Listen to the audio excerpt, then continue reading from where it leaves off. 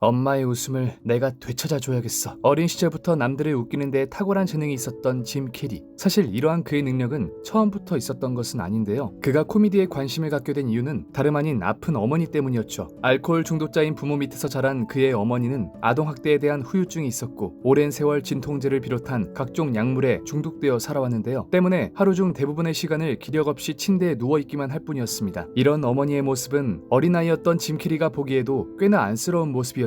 엄마의 웃음을 내가 되찾아줘야겠어. 어린 짐 캐리는 이런 다짐을 하며 단 한 명의 관객, 어머니를 위한 개그 연습을 하기 시작하는데요. 당시 그가 사용할 수 있었던 개그 도구는 바로 몸, 그리고 장난감이나 다름없었던 거울을 이용해 웃긴 표정을 연습하기 시작합니다. 짐 캐리의 노력 덕분에 아픈 어머니가 있는 집안은 화목한 웃음을 유지할 수 있었죠. 가족들에게 웃음을 안겨준 짐 캐리의 꿈은 점점 부풀어져 갔고 학교에서까지 친구들을 웃기기 위해 노력을 하게 되는데요. 장난기 많은 아이들이 을에 그렇듯 짐 캐리 역시 수업 시간에 집중하지 못하는 아이였죠. 집중하지 못하는 걸 넘어 수업을 방해할 정도로 산만한 짐 캐리 때문에 도저히 진도가 나가지 않았고 그의 담임 선생님은 한 가지 제안을 하게 됩니다. 수업 시간에 조용히 있으면 수업 끝나고 온전히 너의 시간을 줄게. 그때 한번 친구들을 웃겨보렴. 이런 담임 선생님의 조치는 효과 만점이었습니다. 수업에 좀처럼 집중하지 못하던 짐 캐리를 단번에 얌전히 시켜버리고 그렇게 그는 인생 처음으로 수많은 사람 앞에서 무대 공연을 하게 되죠. 무대라고 할 것도 없는 아주 작은 교실 한 구석이었지만 어린 짐 캐리에게는 더없이 큰 무대였는데요. 자신의 개그로 웃는 친구들을 보고 짐 캐리는 남을 웃기고 싶다라는 생각을 키우게 됩니다. 그러다 눈에 들어온 한 TV 프로, 단순한 토크쇼일 뿐인데 자신 역시 나가고 싶다는 생각이 들기 시작하죠. 그렇게 곧장 캐롤 버넷 쇼에 자신을 고정 출연자로 뽑아달라는 편지를 쓴 10살의 짐 캐리. 해당 편지에는 자신의 이력서까지 동봉해서 보냈는데요. 남들을 웃겼던 경험, 자신이 성대모사 가능한 유명인의 목록까지 적어 보내며 간절히 뽑히기를 바랐죠. 이런 어린 소년의 마음이 전해졌던 걸까요? 토크쇼에 초대한다는 내용은 당연히 아니었고 어른들을 위한 토크쇼이니 어른이 된 후에 다시 도전해보라는 거절의 편지였습니다. 하지만 이런 거절의 편지에도 짐 캐리는 마냥 신났는데요. TV 속에서나 보는 유명인과 편지를 주고 나눴다는 기쁨에 가득 차 함께 방송에 나가고 싶다고 생각한 것이죠. 그렇지만 어린 짐 캐리에게 행복의 나날은 영원하지 못했습니다. 회계사였던 아버지는 짐 캐리가 12살이 되던 해에 직장에서 잘려 실업자가 되었고 아픈 어머니의 병원비에 아버지의 실업까지 더해져 그의 유년 시절은 생계가 위험해질 정도로 가난해진 것이었죠. 겨우겨우 살아가던 가족들은 짐 캐리의 코미디를 볼 여유는 없었고 화목했던 가정은 점점 어두워져 갔습니다. 짐 캐리는 이때를 회상하며 당신은 세상 모든 것이 미웠고 안 좋은 생각만이 꼬리에 꼬리를 물고 찾아왔죠 라고 말하며 우울했던 과거를 밝히기도 했죠. 결국 그의 아버지는 급하게 일을 구하기 위해 원래 하던 회계사가 아닌 타이어 공장에 취업하게 되는데요. 하지만 이런 아버지의 급한 취업에도 불구하고 생계는 나아질 기미를 보이지 않았고 짐 캐리와 그의 형제들은 그 타이어 공장에서 아르바이트를 하기 시작합니다. 업무 보안 요원이자 관리인으로 다소 간단한 일이었는데 하루 8시간이라는 어마어마한 근무 시간으로 형제들은 항상 힘들어했죠. 게다가 공장 근로자들은 짐 캐리와 형제들을 업신여기며 위협하는 일이 잦았는데요. 이런 고난들을 단지 청소년이었던 짐 캐리가 견뎌내기엔 힘든 일이었습니다. 결국 짐 캐리는 비행 청소년이 되어 나쁜 짓을 하기 시작했죠. 형의 친구들과 함께 옥수수 밭에서 서리를 하거나 학교에서 친구들의 돈을 뺏기도 하며 방황했던 것인데요. 심지어 빈집에 들어가 음료수와 음식을 꺼내 먹으며 파티를 하고 도망가기도 했으니 당시 얼마나 말썽을 피우고 다녔는지는 말할 것도 없죠. 이런 비행 청소년 생활에 더불어 매일같이 방과 후에 8시간씩 일을 하니 학교 성적이 떨어지는 건 당연했고 끝내 짐 캐리는 합법적으로 자퇴가 되는 성적까지 일부러 성적을 떨어뜨리게 됩니다. 그리고 17살이 되던 생일날 고등학교를 자퇴하게 되죠. 집에 가 자퇴 소식을 전하자 그의 아버지는 생일 케이크를 앞에 두고 눈물을 흘리셨고 당시 철없던 짐 캐리는 화내기만 할 줄 알았던 아버지가 눈물을 흘려 무척이나 당황스러울 뿐이었습니다. 학교도 관두고 매일같이 일만 하니 짐 캐리의 밝고 활기찬 모습마저 점점 사라져갔죠. 이런 그를 보다 못한 짐 캐리의 아버지, 청소년이던 짐 캐리를 데리고 틈날 때마다 코미디 클럽에 데리고 가는데요. 짐 캐리는 이 코미디 클럽에서 조그마한 무대에 오르고 소정의 출연료를 받아 모두 생계에 보태기도 했죠. 그렇게 낮에는 공장일, 밤에는 코미디 무대에 서며 생계의 보탬이 되었던 짐 캐리. 하지만 이런 그의 노력에도 상황은 나아지지 않았는데요. 집 월세마저 감당할 수 없는 지경이 되고 집에서 쫓겨나고 만 것이죠. 도대체 어디로 가야 할지 몰라 헤매던 와중 타이어 공장의 허락을 받아 공장 부지에 있는 작은 트레일러에서 6식구의 생활이 다시 시작되는데요. 그렇지만 계속된 공장 노동자들의 괴롭힘에 트레일러 생활은 고통의 연속이었죠. 결국 그의 가족들은 공장을 떠나 살기로 결정하게 됩니다. 그렇게 구하게 된 것은 다름 아닌 중고 캠핑 퀸카. 남들이 보기에 번듯한 집은 아니었지만 비로소 가족들만의 시간과 공간이 생기며 점점 화목해져 갔는데요. 이때부터 점점 생계도 나아지며 점점 돈도 저축할 수 있게 되었죠. 이내 다시 집을 구할 수 있을 정도가 되고 짐 캐리는 생계를 위해 공장 일을 할 필요가 없어졌는데요. 힘든 생활 끝에 온전히 자신만의 시간을 가질 수 있게 된 짐 캐리. 앞으로의 그의 목적은 명확했습니다. 과거 못 이룬 꿈인 코미디언을 위해 다시 한번 도전하는 것이었죠. 짐 캐리는 꿈을 쫓아 무작정 로스앤젤레스로 향하게 되는데요. 그렇게 그는 유명한 코미디 클럽인 유크유크스에서 스탠드업 코미디언으로 일하기 시작합니다. 그렇지만 모든 사람의 호감을 살 수는 없는 법. 코미디를 하는 중에 관객에게 야유 소리를 듣기도 하고 손님이 던진 물건에 맞은 적도 있었죠. 집에 가는 길에 펑펑 울었지만 여기서 포기하는 대신 자신의 특기를 더욱 살리기로 결심하는데요. 바로 어린 시절부터 키워온 얼굴 묘사 능력이었습니다. 표정만으로 유명인을 묘사하는 개그는 짐 캐리의 주특기가 되었고 특히 제임스 딘의 표정 묘사는 항상 관객들에게 호응을 받았죠. 처음에는 단지 무명의 스탠드업 코미디언이었던 짐 캐리. 점점 인지도를 얻기 시작하며 본격적으로 TV 출연을 결심하는데요. 하지만 순탄대로였던 스탠드업 코미디와는 달리 TV 데뷔는 어렵기만 했습니다. 짐 캐리를 높게 평가한 PD의 추천으로 난생 처음 주연을 맡아 방영한 시트콤은 시청률 부진으로 1시즌 만에 종료되었고 세터데이 나잇 라이브, 일명 SNL의 고정 크루를 뽑는 오디션에서도 탈락되는 등 고전을 면치 못했죠. 스탠드업 코미디언으로서는 얼굴을 알린 편이지만 방송인으로서는 무척이나 긴 무명 생활을 보내게 되고 어떤 상황에서도 밝은 모습을 잃지 않았던 짐 캐리는 우울증까지 걸리게 되는데요. 일거리가 너무 없어서 버려진 차 안에서 잠을 자고 세수도 공중 화장실에서 했으며 끼니마저 햄버거로 대충 때울 수밖에 없었습니다. 이런 상황에서도 짐 캐리가 다른 직업을 구하지 않고 코미디언에 집착했던 이유는 또 한 가지 있었는데요. 바로 스타가 되어 아버지에게 $10,000,000를 드리겠다는 약속 때문이었죠. 항상 $10,000,000짜리 수표를 만들어 지갑에 넣어놓고 3년 안에 꼭 $10,000,000를 받는 스타가 되고 말겠다는 다짐을 하며 하루하루를 버텨나간 짐 캐리. 그러던 중 그에게 아주 소중한 기회가 찾아오게 됩니다. 1990년부터 방영하기 시작한 TV 코미디 쇼 인 리빙 컬러에 고정 출연하게 된 것인데요. 쇼는 그야말로 대성공! 획인용 SNL이라 불리며 많은 사람들의 사랑을 받게 되었죠. 이후 에이스 벤츄라, 마스크, 덤앤더머 등 코미디 영화에도 출연하게 되는데 영화 모두 흥행에 성공하며 짐 캐리는 본격적으로 영화에 집중하게 됩니다. 1994년 2월에 개봉한 에이스 벤츄라는 짐 캐리가 직접 각본을 쓰고 인 리빙 컬러에 조연출이던 톰 세디악을 감독으로 영입해 고작 $1,500,000라는 저예산으로 제작한 영화인데요. 소규모로 개봉을 시작한 에이스 벤츄라는 약 $1억 200만,000의 흥행을 거둬들였고 할리우드는 비로소 짐 캐리를 주목하기 시작하죠. 이후 같은 해 7월에 개봉한 마스크가 $3억 5,100만,000의 대흥행을 하며 짐 캐리는 단숨에 흥행 보증 배우로 자리매김하게 됩니다. 사실 그가 맡았던 스탠리 입키스 역은 반쯤은 짐 캐리의 애드립으로 완성된 캐릭터라고 할 수 있을 정도로 짐 캐리의 역할이 영화의 흥행에 엄청난 기여했던 것이죠. 그리고 마침내 12월 할리우드 코미디 영화의 기념비적인 작품이자 짐 캐리 최고의 코미디 영화라 불리는 작품이 개봉하는데요. 바로 덤앤더머였습니다. $1,700만,000라는 저예산으로 만들어졌지만 총 $2억 4천만,000가 넘는 대성공을 하며 짐 캐리는 할리우드 코미디 영화의 새로운 제왕으로 떠오르게 되는데요. 세 편의 영화가 연속으로 성공하며 이젠 꽃길만 펼쳐질 줄 알았던 짐 캐리의 미래. 하지만 1994년은 좋은 일만 있던 해는 아니었습니다. 바로 그의 조언자이자 가장 가까웠던 친구, 아버지가 돌아가시게 된 거죠. 3년 전에 돌아가신 어머니와 가장 잘나가던 때에 돌아가신 아버지로 짐 캐리는 33살의 나이에 부모님을 모두 잃게 되는데요. 꼭 스타가 되어 $1,000,000는 드리겠다는 약속을 아버지 생전에 지키지 못하고 장례식에서 관 속에 직접 $1,000,000 수표를 넣으며 하염없이 울었죠. 이후 짐 캐리는 하늘에 계신 부모님을 위해서였을까요? 더 활발한 작품 활동을 이어나가는데요. 에이스 벤츄라 2와 블록버스터 영화 배트맨 포에버의 리들러 역에 캐스팅되며 또 한 번 흥행에 성공하죠. 특히 리들러 역은 처음부터 짐 캐리에 맞춰져 만들어진 캐릭터로 찰떡 같은 대사와 행동으로 큰 인기를 끌었습니다. 그 외에도 케이블 가이, 라이어 라이어 등의 영화에 출연하며 연기 활동을 이어나갔는데요. 계속해서 코미디 연기만 하다 보니 점점 정극 연기에도 관심이 가기 시작했죠. 정극 연기를 도전하고 싶었던 짐 캐리는 당시 몸값의 거의 반값으로 출연료 계약을 하면서까지 한 영화의 주연을 맡게 되는데요. 이때 그가 제작진에게 꼭 요구한 사항이 하나 있었죠. 중간중간 대본을 수정할 수 있는 권한을 내게 주세요. 그렇게 그가 도전하게 된 작품, 아직까지 레전드로 손꼽히는 전설의 영화에 출연하게 됩니다. 바로 트루먼 쇼였죠. 트루먼 쇼는 무려 $2억 6천만,000 대흥행과 아카데미 감독상, 각본상, 나무조연상 후보에 오르는 등 작품성과 대중성을 모두 잡으며 엄청난 히트를 치는데요. 짐 캐리는 이 작품으로 골든글로브 나무주연상을 수상하기도 했죠. 그저 코미디 전문 배우였던 짐 짐 캐리가 비로소 전극 연기까지 인정받으며 더 다양한 역할을 시도하는데요. Me, Myself and Irene, 그린치 등의 영화에 출연, 이후 더 이상 코미디 영화에 출연하지 않겠다는 폭탄 선언을 하죠. 그 후 전극 영화 마제스틱의 주연으로 출연하지만 연기 자체는 나쁘지 않았지만 영화는 흥행과 비평 모두 반응이 좋지 못했고 결국 어울리지 않게 웬 전극이냐는 욕까지 듣게 됩니다. 끝내 2년 뒤 코미디 영화 브루스 올마이티로 복귀하며 다시 한번 재도약을 시도하는데요. 코미디의 황제 짐 캐리가 주연을 맡은 만큼 브루스 올마이티는 월드 박스 오피스 4억 8,400억 달러라는 엄청난 흥행 성적을 거두며 성공적인 복귀를 마쳤죠. 그 다음으로 출연한 전극 이터널 선샤인과 짐 캐리가 직접 제작자로 참여한 코미디 영화 뻔뻔한 딕 앤 제인마저도 큰 성공을 해내는데요. 그의 연기 도전은 여기서 끝나지 않았습니다. 바로 공포 영화 넘버 23에 출연하게 된 것이죠. 비록 혹평을 받으며 흥행에는 실패했지만 짐 캐리의 연기폭이 무척이나 넓어졌다는 사실만큼은 부정할 수 없게 되었는데요. 가족 코미디 크리스마스 캐롤, 파퍼신의 펭귄들 같은 영화에도 출연하며 꾸준한 작품 활동을 이어나갔습니다. 하지만 그런 짐 캐리에게 충격적인 고난이 닥쳐오게 되는데요. 때는 2015년 당시 사귀던 23살의 연하 카트리나 화이트에게 이별을 고한 짐 캐리. 하지만 이별한 지 나흘 후 그녀는 약물 과다 복용으로 스스로 생을 마감하였죠. 이에 짐 캐리는 그녀의 장례 비용을 모두 지불하고 장례식에서 관을 직접 들기도 했는데요. 충격적인 사건은 여기서 끝나지 않았습니다. 바로 그녀의 가족이 짐 캐리에게 소송을 건 것이었죠. 화이트의 죽음은 모두 짐 캐리 때문이다 라고 주장하면서요. 그들의 주장에 따르면 화이트가 남긴 편지에는 짐 캐리는 지킬 박사가 아니라 하이드 씨였다. 그는 내게 성병을 옮기고 약물까지 소개해 내 인생을 망쳤다라고 써 있었습니다. 당연하게도 짐 캐리는 이러한 유족의 주장을 전면 부인했죠. 자신을 상대로 돈을 얻어내는 것을 목적으로 한 소송이라며 적극적으로 반박했는데요. 소송은 오랫동안 지속되었고 결국 짐 캐리는 무죄 판결을 받아내는데 성공합니다. 그렇지만 이 소송은 짐 캐리에게 극심한 스트레스를 안겨주었고 그는 모든 작품 활동을 중단한 채 집에 칩거하게 되죠. 이후 짐 캐리는 작품 활동에 집중하기보다는 그림을 통해 자신의 내면을 다스리는 데 집중하는데요. 그의 SNS를 보면 직접 만든 미술 작품 사진을 여럿 발견할 수 있죠. 그리고 2022년 짐 캐리는 슈퍼소닉2의 닥터 로보트닉 역 이후로 은퇴를 염두에 두고 있다고 밝히며 영화계에서 떠날 것을 예고했는데요. 정말 사람들이 시청해야 할 중요한 영화의 각본이라면 계속 연기할 생각은 있다고 말했지만 그 외에는 정말 은퇴할 것을 예고해 많은 사람들에게 슬픔을 안겨주었습니다. 어린 시절 아픈 어머니를 위해 코미디 연기를 시작하게 된 짐 캐리. 비록 그의 부모님에게는 성공한 자신의 모습을 보여주지 못하였지만 전 세계 사람들에게 그는 코미디의 황제이자 뛰어난 연기력을 가진 배우로 기억되고 있죠. 가난한 과거를 지나 현재는 별장을 가질 정도로 부유해졌는데 자신이 진정으로 원하던 게 부가 아니었음을 깨달았다고 하는데요. 저는 모든 사람들이 한번 부자가 되어보고 유명해져 봤으면 좋겠습니다. 그래야 그게 답이 아니었다는 것을 깨달을 테니까요. 이러한 공허함 속에서도 짐 캐리는 자신의 딸만큼은 끔찍이도 사랑했죠. 이제는 손자와 함께 있는 모습이 많이 포착되고 있는데요. 진정으로 중요한 건 가족이라는 걸 깨달은 짐 캐리. 이제 더 이상 영화계에서 찾아볼 일은 드물겠지만 그가 남긴 수많은 영화들은 아직까지도 사람들의 가슴 속에 깊이 남아 있습니다. 그럼 짐 캐리의 앞으로의 인생을 기대하며 영상 마치도록 하겠습니다. 저는 지금까지 무비트립이었습니다. 감사합니다.